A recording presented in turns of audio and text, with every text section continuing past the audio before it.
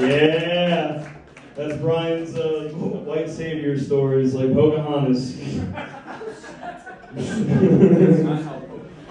Yeah, that's actually not at all how Pocahontas works, but alright. Are you guys ready for your next one? We're going to keep this bitch rolling. You guys ready for your next comedian tonight? Come on now. Are you guys ready? Alright. Give a big warm welcome for Mama D, everybody.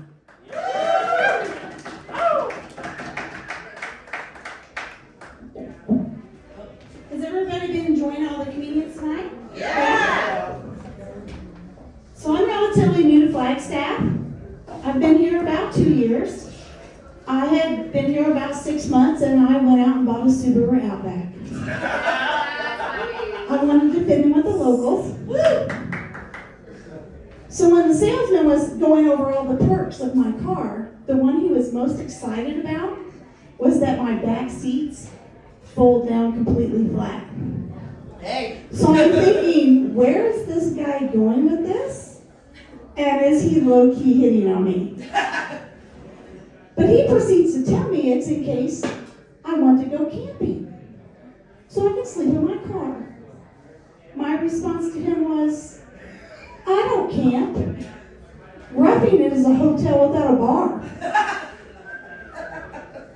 So I came here to take the deputy director position at the library. And I actually started out as a children's and teen librarian. And I did that for about 3 years until I realized I don't like other people's kids. It has been really nice in Flagstaff, especially the support for the library, especially compared to places that I've lived. Florida, Kentucky, and Indiana, where I'm from. But man, it is hard to meet people here. It is really hard to meet people.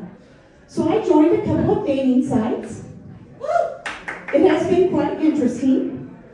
I had a woman message me and ask me if I'd ever considered dating women. I had a man message me and ask me how much I weigh. I weigh enough to beat your ass. That's how much I weigh. And none of the guys in their profile is smiling. I mean, really, hasn't anyone ever told him, you would be so much prettier if you smiled? That's not true. So I have decided that dating after 50 is like going to the thrift store and looking for the least broken thing that doesn't smell.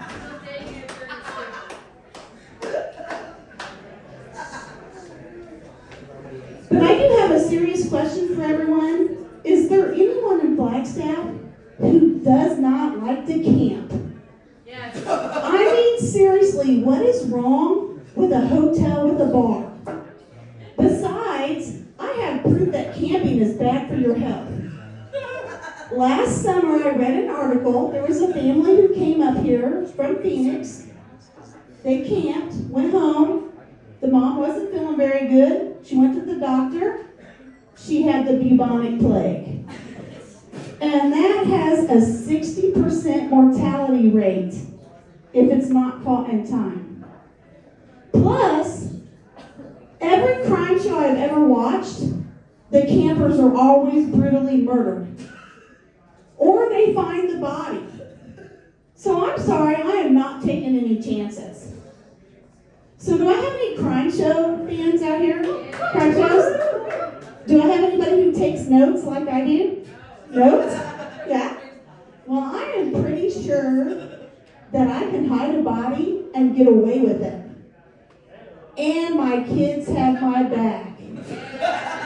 And the reason I know my kids have my back is because a few years ago, I wanted to get another cat.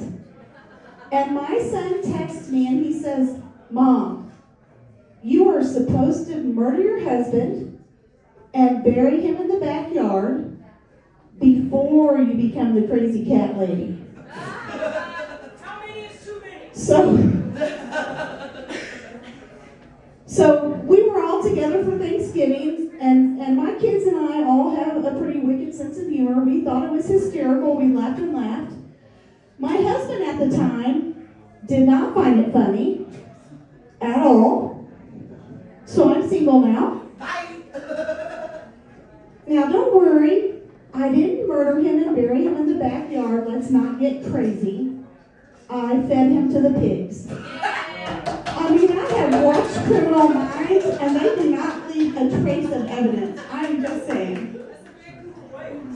So I do have an idea for a new crime show, and the main character is a librarian serial killer. And all of our victims say things like, "It must be nice to sit around and read all day," or "You have to have a degree to do that," or "Does anyone even use libraries anymore? Everything is online." But my favorite is the Karen. You know, the one who thinks the rules don't apply to them? And they come at you with, "I pay taxes, which means I pay your salary." I'm like, bitch, I pay taxes too, which means I also pay my salary, and trust me, I don't fucking make that much. And no one suspects the mild-mannered librarian because, you know, cardigans and sensible shoes. Right? But seriously, one of the things that you can use to spot a librarian in the wild is that we're always the ones wearing sweaters in the summer and short sleeves in the winter. That is one of the things that every library has in common. They have absolutely no idea how to regulate the temperature. This summer it was so cold in my office, I used 2 carpet squares to cover my vent and put my trash can on top. I had to bring a pair of fuzzy socks to work. There were days you could have come to the back and I would be walking around in my sock feet instead of my sandals. The other thing that all libraries have in common is the intensity that surrounds the end of the fiscal year. It is chaos. People are running around like chickens with their heads cut off. It's July 30th. We have to be done by July 30th. It's the end of the fiscal year. I'm always like, dudes, this happens the same time every year.